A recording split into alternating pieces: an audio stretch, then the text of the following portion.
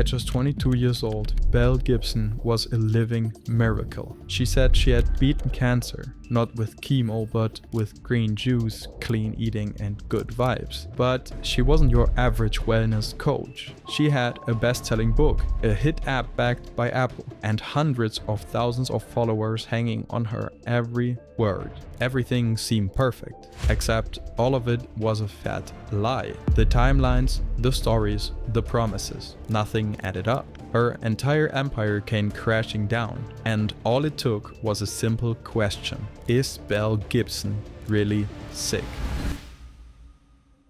Annabelle Natalie Gibson was born on 8th of October 1991 in a small town in Australia, and from early on she had a bit of a habit bending the truth. As a kid, she told people her mom had cancer and her brother would be autistic. Later, she claimed she was living on her own and raised herself. While in school, Gibson built a reputation for lying non-stop. It began by claiming she was in a witness protection program. However, most of her lies revolved around her health. First, it was her heart. She often recounted in detail how she suffered a major heart attack and underwent a series of operations. Then, she told her boyfriend at the time that the government was paying her $10,000 a week to look after her autistic brother. But she didn't limit herself on the school campus. As early as 2005, she started sharing in online forums that she was suffering from brain cancer. At 16, Gibson dropped out of her final year and moved to Perth. It was there where she began her empire.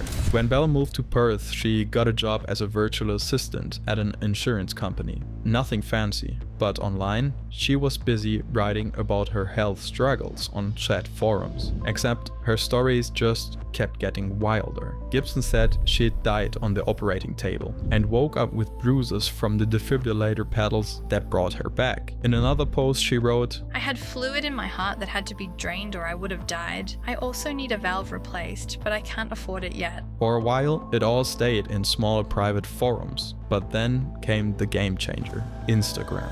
In 2012, Belle created her account @HealingBelle. Right in her bio, she called herself Belle Gibson, game changer with brain cancer plus a food obsession. She started posting clean and aesthetic pictures, what she ate, where she went, and her daily healing routines. Then it turned into motivational quotes, superfood tips, and her version of natural medicine. And it worked. Fast. Within months, HealingBelle had over 200,000 followers, mostly made up of young women who saw her as an inspiration. They called her a warrior, and some even called her an angel. So Belle did what any influencer would do. She turned the hype into a business. In early 2013, she built a team and registered her company, The Whole Pantry. By August that year, the app was live. It was slick, aesthetic, and easy to use. It blew up overnight, hitting #1 on the Apple Store and racking up over 200,000 downloads in a single month. By the end of the year, Apple named it Best Food and Drink App and even ranked it the second best iPhone app in the world. Then came the book deal, The Whole Pantry in print. 2014 was Belle's year. Apple loved her, publishers paid her, and the money just kept pouring in. She bought herself a brand new BMW, fixed her smile, and rented a $1 million beachside townhouse. But while she was enjoying her new life, people started noticing gaps in her story. As Belle's fame kept growing, more people started getting close to her, and what they found didn't sit right. One woman teamed up with Belle to launch a line of superfoods. The more time she spent around Belle, the more things didn't add up. Belle couldn't handle simple paperwork, dodged every question, and when she was asked what the company's goal was, she smirked and said, "World domination." This was the last straw. The woman suddenly cut all the ties and never looked back at Belle. Then came Belle's personal assistant, the one who knew her day-to-day life. She was shocked to see that Belle wasn't getting any real medical treatment. Yet online, Belle was posting things like "spent all day at the doctor's" when she clearly hadn't been nowhere near one. Others started wondering the same thing. Was she actually sick?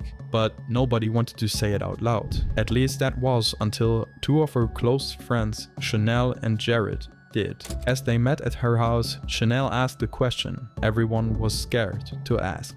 Do you have cancer? Belle froze, then got defensive. She couldn't answer any question or provide any proof of cancer. No test results, no brain scans, not even a single doctor's note. Nothing. It was October 2014, and Gibson's cookbook, The Whole Pantry, was weeks away from being launched in bookstores across Australia. If her claims about the cancer were wrong or made up, she had to end it there. However, Belle refused and launched the book anyway. It sold well, but that one decision was about to flip her whole world upside down.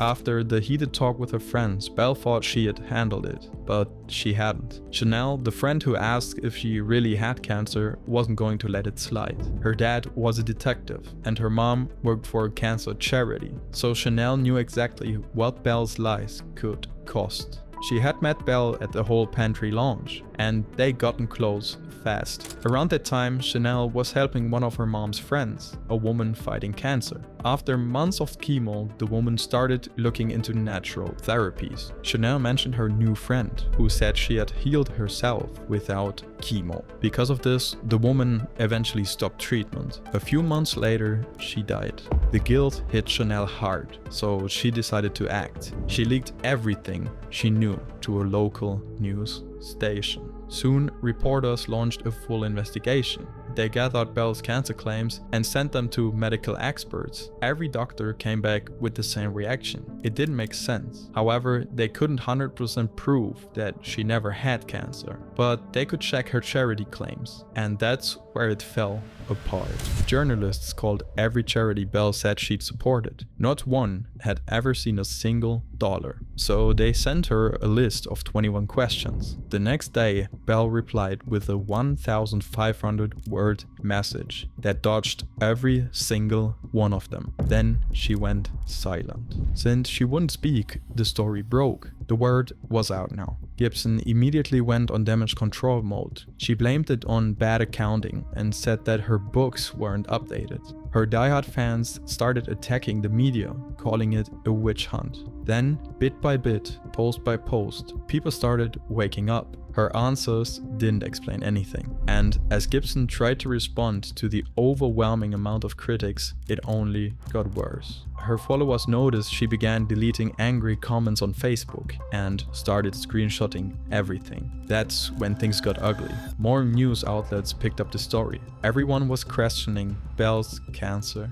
claims. Then she made things worse. On her Facebook account, Belle Gibson said she was returning to conventional cancer treatment and stepping down from her company. This sounded like panic. Journalists started to double down. They published testimonies from sources who had never believed her story, and Belle vanished. She deleted thousands of posts and photos from the Whole Pantry pages, trying to wipe her tracks. In just 1 week, Belle Gibson went from Australia's sweetheart to its biggest liar. Her book sales were suspended, international deals cancelled, and her app got pulled from the Apple Store. And then came 60 Minutes. It was especially nerve-wracking as she sat down for the interview, but she didn't give an apology. By then, the public had made up its mind. She was a fraud, and it was time for her to pay.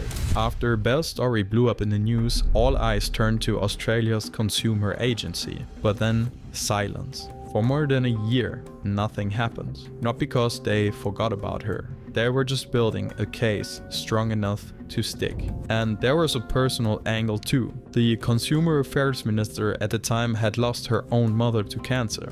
So yeah, Belle Gibson was definitely on her list. While the world moved on, investigators were busy digging. They read her book line by line, saved every single post they could find, and went through her company's financial records. Then, on Friday, May 6th, 2016, the hammer finally dropped. The government announced that Belle Gibson would face prosecution. But here comes the twist. It wasn't a criminal fraud, it was a civil case. This raised eyebrows, but according to authorities, civil charges don't just target Belle, they could hold her publisher accountable too. The goal wasn't just to punish one scammer, it was to clean up the whole wellness industry. In the end, Belle was fined $410,000 and banned from ever making wellness content again. The Miracle Girl's empire was gone. All that was left was the bill. But there's still one question. How did she pull off such a scam for so long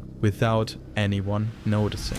There's a reason why Gibson's story worked so well. She just followed a blueprint. That blueprint came from another Australian wellness influencer, Jess Ainscoe. Jess had cancer in her left arm and doctors told her the only way to survive was amputation. But she said no. Instead, she turned to natural healing. She changed her diet and she started the blog called Wellness Warrior. It blew up, gaining over 2.5 million visitors. Then she wrote a book. Sounds familiar, right? Unfortunately, reality caught up. Jess's mom was also diagnosed with cancer. She followed her daughter's advice and died. Not long after, Jess did too. And right when her story faded, Belle Gibson showed up. Her story looked almost copy-pasted. Jess had called herself a survivor. Belle called her cancer curable. Same script, same tone. Except Jess actually had cancer. Belle just made hers up.